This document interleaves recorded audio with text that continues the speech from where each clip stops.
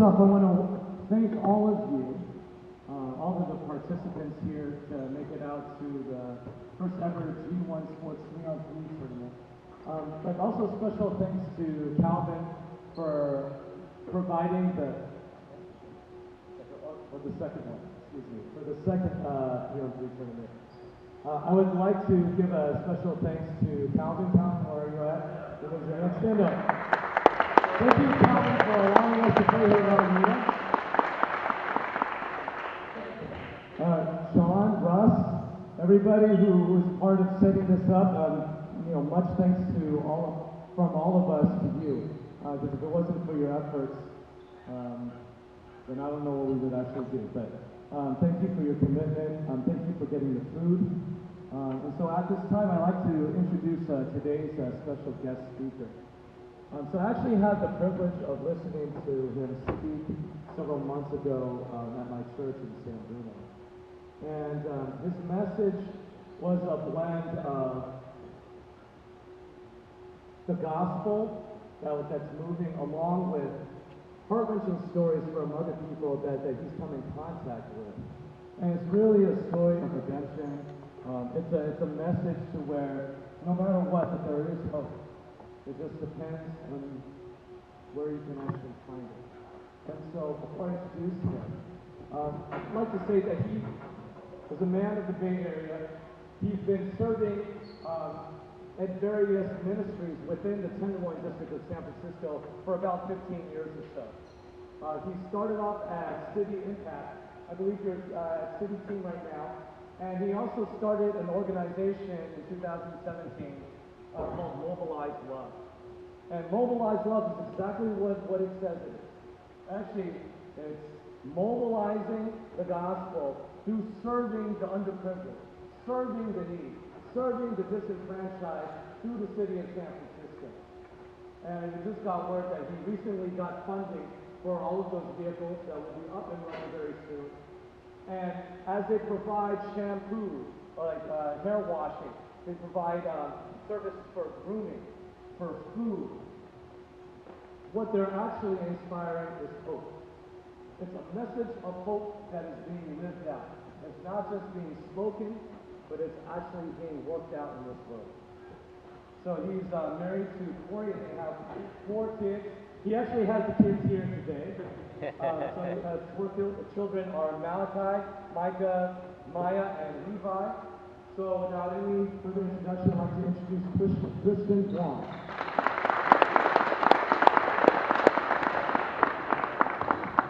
Hey, thanks so much for having me. It's exciting to be here. Actually, we just got word from the city of San Francisco that our food truck is actually the very first free food truck ever in the Bay Area. So, Mobilize Love, yeah. So I'm excited. I can't wait. Next time I'll bring it to this event and then just feed you guys right off the truck. So I wear my basketball shoes, not because I work out or anything like that, please. I don't run at all. I just wanted to connect with you all. So, as a good Asian father, though, I did name my 3 boys, just like any good Asian father would, 3 strong Jewish names. It confused my whole family, they're all mad at me. Malachi means God's messenger. Micah means who's like Jehovah. Levi means harmony with God. And I figured since I named the boys, I'd let my wife have a shot at the girl. And I let her name Maya, which, interestingly enough, just basically means Rice Valley. So please pray for me. Listen, I'm a pastor's kid, and they gave me 30 minutes, but look, my favorite preachers ever in life are the ones that end early. So I'm only going 15. I do have something I want to share with you. I don't say very often that God spoke to me. I mean, God has spoken to me over the course of my life, very, very strongly, a few times, and but I do feel led to share something in particular with this group, because as I was preparing and praying for you all, a word came to mind, and I want to share about that. And that word is actually loneliness. Question: have you ever been surrounded by a lot of people but felt completely alone? It's actually one of the great ironies of life. You could be surrounded by a lot of people in your life, And social media only intensifies that surrounding. You can have thousands or hundreds of friends, but still feel completely alone. It's a great irony. My wife, she was a stay-at-home mom for all 4 of my kids.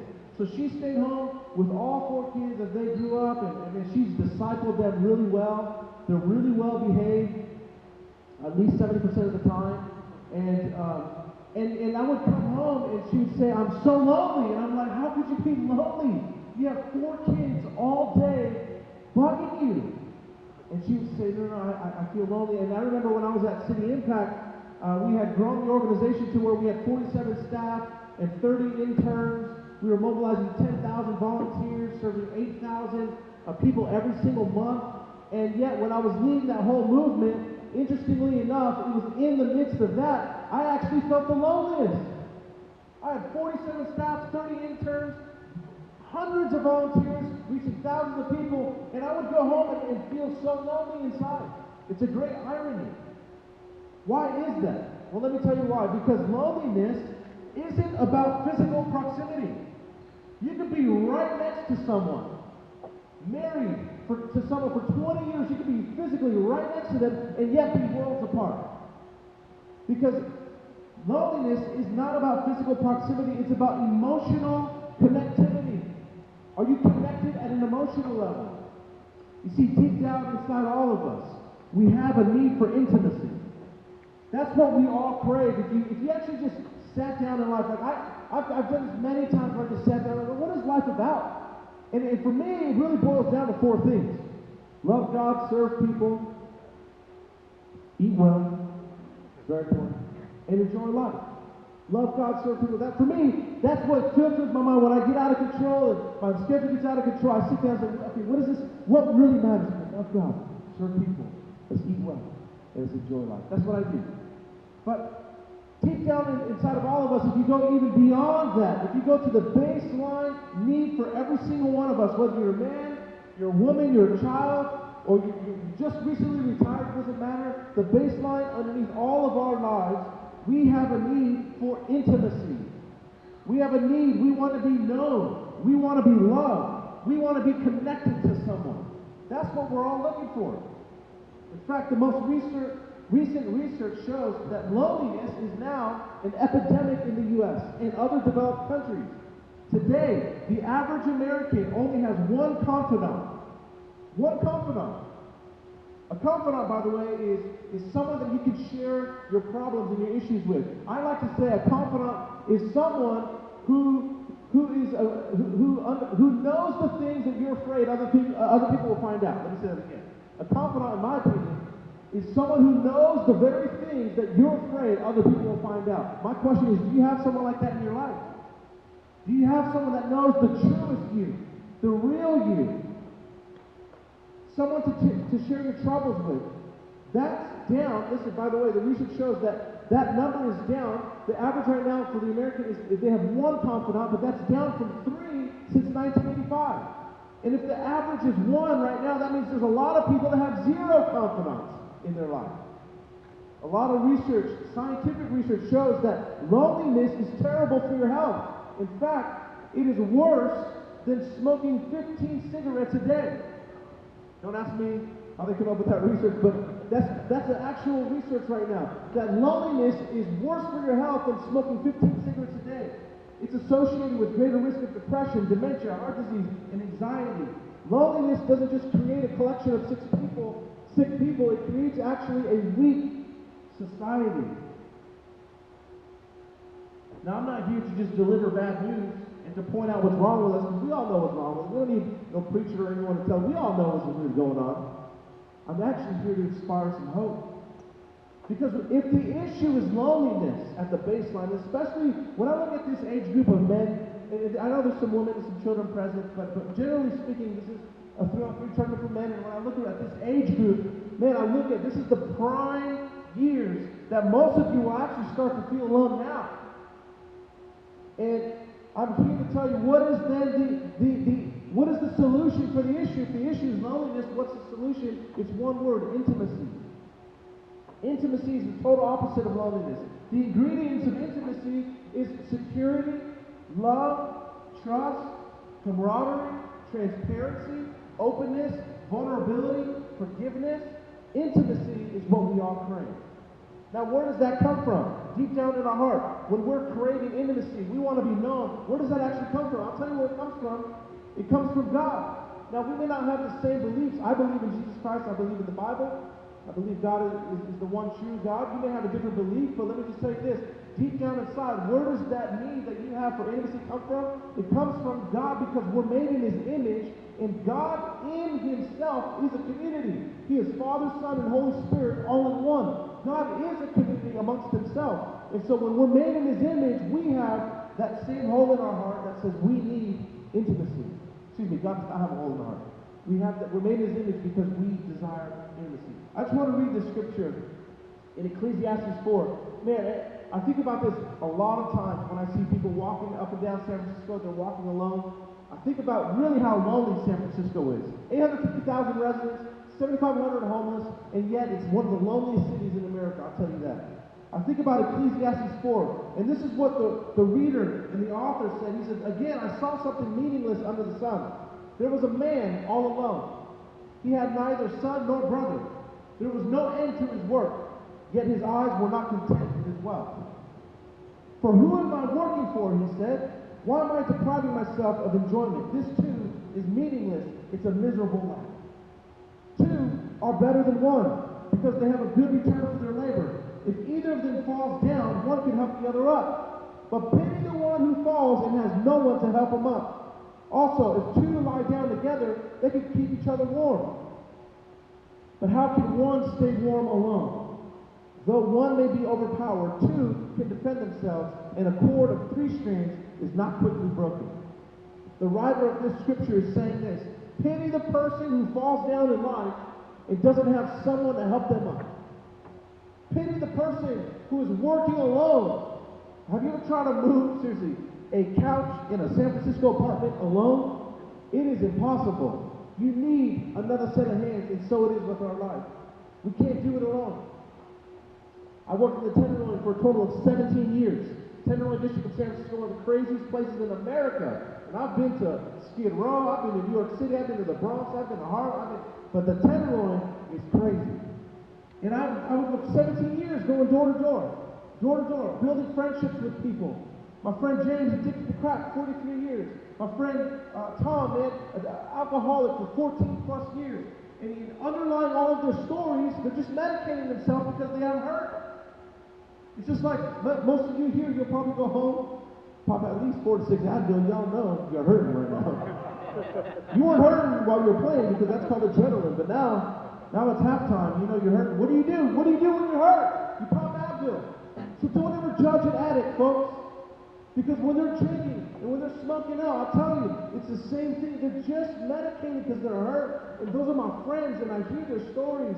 And I can't tell you how many times, man, I go door to door, and I knock on my friend's door, no one would answer. Then I go to property manager, and I say, you gotta open his door, man. Smells coming from that room. It ain't right. They'd open the door, and a friend, again, in Tenderloin, dies alone. 3-4 days, no one knocks on the door unless we go. Loneliness.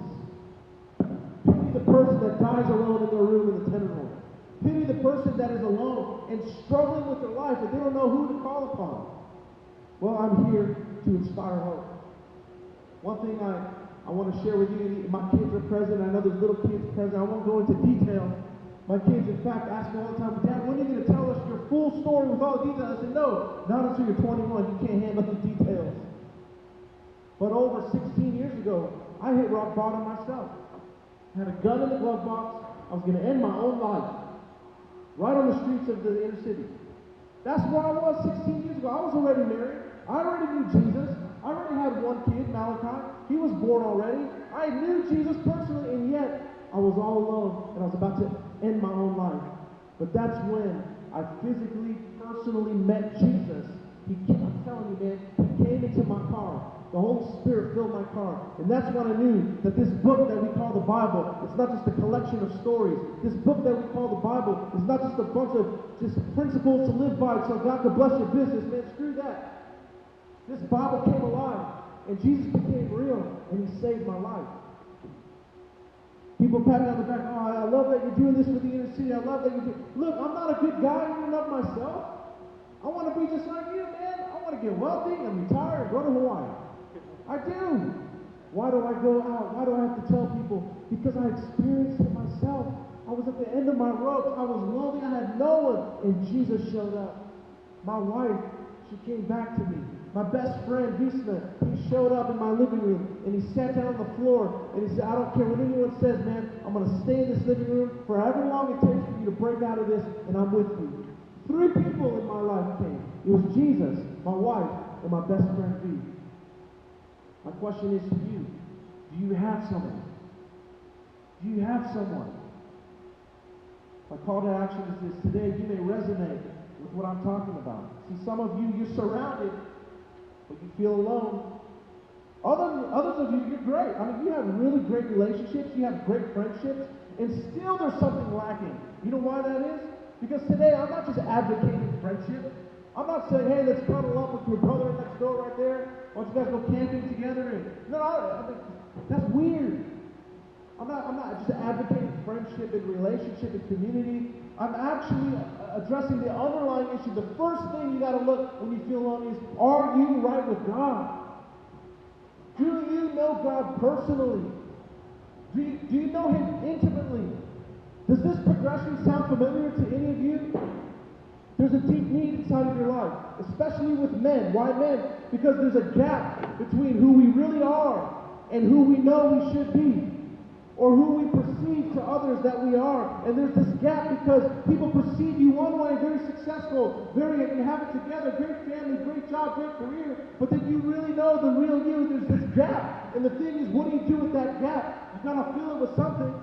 And so the progression is you have this need because there's this gap. So what do? You attempt to fulfill that gap, only to realize that you've tried to fill that gap with a cheap substitute.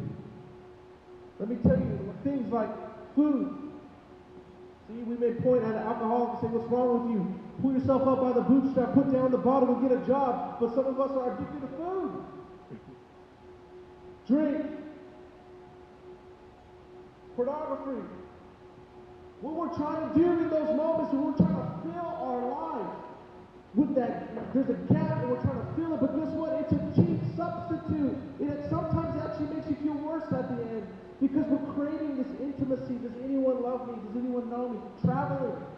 Overworking. See, it was easy to name the drinking and the alcohol and this and that. You may judge the other person, but how about the workaholics in the room? You just work. You ignore and neglect your most important relationships, and you medicate yourself with overworking. These are cheap substitutes. Or how about working out religiously? I mean, you're in the gym nonstop. That's a neglect to the relationships around you as well. And I know what you're thinking. Christian, you should try working out for once. And I agree. I'm addicted to rice, by the way. These are cheap substitutes. The main thing I want to say today, you don't have to remember my name, you don't have to Google our ministry, nothing. I don't care about any of that. The most important thing I want to say is one sentence. We all need to have a personal relationship with God. Bottom line. And if you don't remember anything about this day, if you don't remember anything, I'm just telling you, and I'm pleading before you, get to know God personally. We need to know Him intimately. And you may say, oh, I know about Jesus. No. You may know about Jesus, but do you know Him personally? You see, I can know about Steph Curry. I could read Wikipedia links. I could watch him from a distance. I could show up to Oracle. I could watch his workout routine. I don't know him personally. I know about him. I don't know him. Same thing with Jesus. You can listen to the sermons. You can know about Him. You can read all the Christian books you want. You can attend 15 Bible studies and know more about Him, but do you know Him personally? There's a difference. Some of you today, you may say, hey man, this was a little heavy, man. I actually came here to block all this out. I just want to win a tournament, find my identity as being a champ. I'm here to say, whether you're successful or you're an embarrassment, whether you're guilty, whether you have incredible things going on in your life, if you have guilt, shame, embarrassment, you're battling insecurity, doubt, or you're incredibly lonely, you have no confidant to share these things with, I'll tell you this, God is here for you today. That's the bottom line. Jesus is real. He cares for you. There's a new Hillsong United album out right now. They're a worship band, and I encourage you to buy this song. It's Hillsong United, and there's a song called, what is it called? There is Another in the Fire. And it's talking about how Shadrach, Meshach, and Abednego, they were thrown into a fire. And then the king that threw them in there, because they would not bow down to the idol, they threw the 3 boys in there. And then they realized there was a 4th person in the fire. And that person was God. Man, download that song. Throw it on your phone, and put some headphones on. Go to the beach for a day and listen to that song and realize this: no matter what you're going through, there is another one in the fire. He's with you. No matter what you're going through, Jesus is with you. All you have to do is acknowledge Him. Look at that. 15 minutes, 30 seconds on the dot. Stop it right there. Oh, 16 minutes, excuse me. 1 over. So 14 minutes short. That's good. I'm going to close with just a word of prayer. Proverbs 18:24 says this: one who has unreliable friends will suddenly come to ruin, but there is a friend that sticks closer than a brother. His name is Jesus. Jesus is a friend that sticks closer than a brother. I want to just say a quick prayer. I painted a picture that we all need Jesus. We all crave intimacy. If you could just close your eyes for just a moment. Don't worry, it's not going to get weird. I don't have a keyboard behind me. There is no altar call. We're not taking an offering. This isn't a religious thing. I just want to say, I'm not even going to call you out, because this is between you and God. I'm not going to ask you to raise your hand. I'm not going to ask you to come forward. For some of you, I think we just respond. Sometimes we just need alone time with God. So my simple question is this: do you have peace with God? Are you okay with God? Is your baseline level of relationship met by God right now? Or do you say, you know what? I need to know God personally. I need to know Him intimately. I'm going to ask, if that's you, you want to have peace with God today, and you want to know Him intimately. I'm going to say a prayer out loud, and I want you to just repeat it within your heart. God knows who needs it, and He can meet you right in your thoughts. Just say, dear God, I'm here today, and I've heard your message. There is a gap between who I am and who I should be. God, forgive me for filling that gap with cheap substitutes. Today I acknowledge I need you, God. No one can satisfy me like you, Lord. Nothing on earth can satisfy me like you. God, I don't want to know about you. I want to know you. Please come into my life today, so I can know you, Lord. I want to have peace with you, God. Today I want to make peace with you. I surrender my life. I give up control. I can't do it anymore. I'm not strong enough. I give it to you, Lord. In Jesus' name, amen. Amen.